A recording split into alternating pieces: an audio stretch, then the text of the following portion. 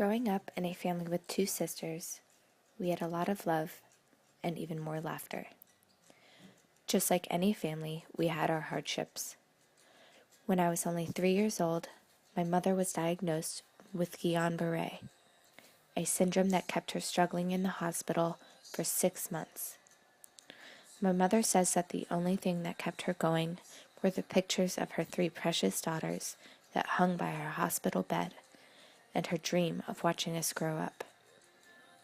My mom eventually recovered and was able to live that dream through.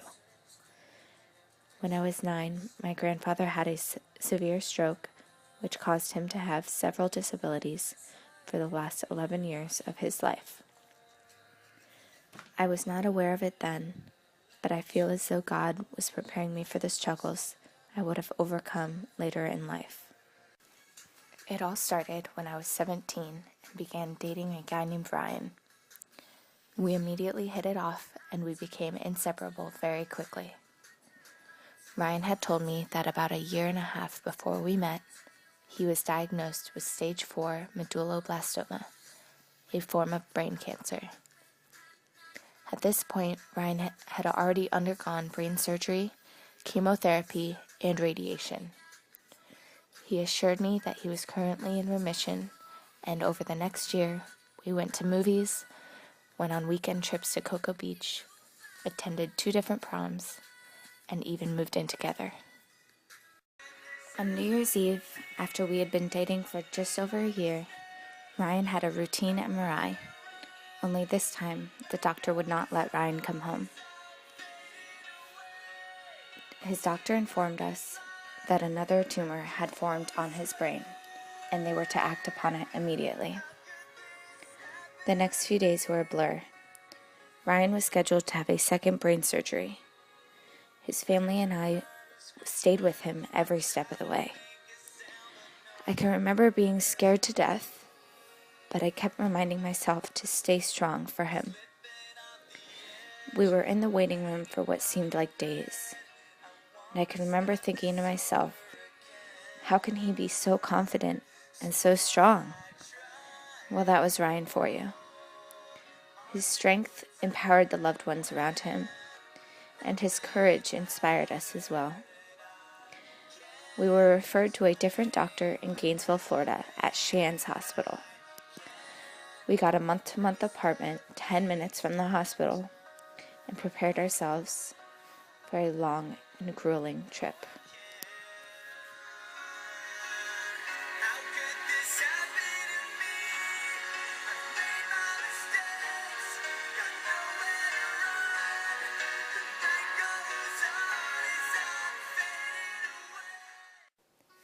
Meanwhile, my second semester at college was just starting, and most of my teachers were flexible and understanding about my situation. They allowed me to communicate online and show up for tests once every 2 weeks. Doing this, I was able to stay with Ryan in the hospital and be enrolled in college in order to keep my scholarship. If Ryan was staying in the hospital, so was I.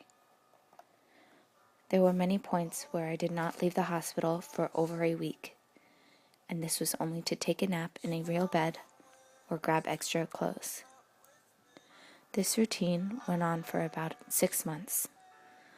Finally, we had reached a point where Ryan was able to go home to his family and continue his treatments from nearby hospitals. Things were beginning to look up. Ryan's tumor was not gone, but it had shrunk, and some of the many medications that he was on kept it from growing.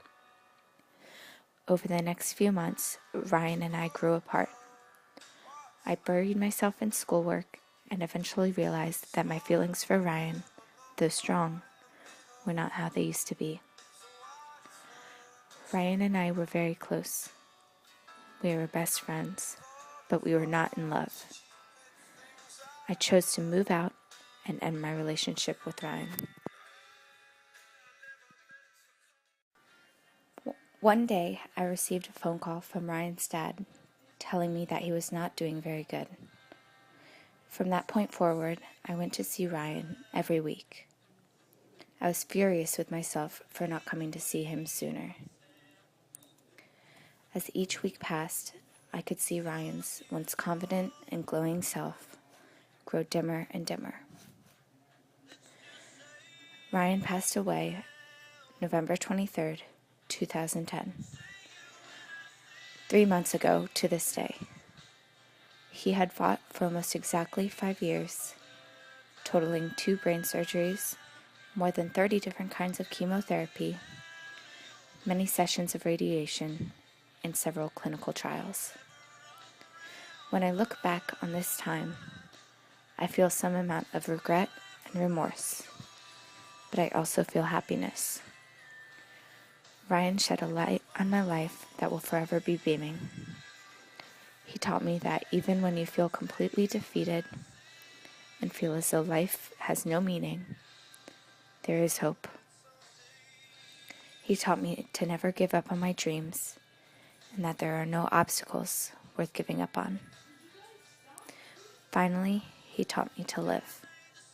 Live like each day is your last, but most importantly, to live strong.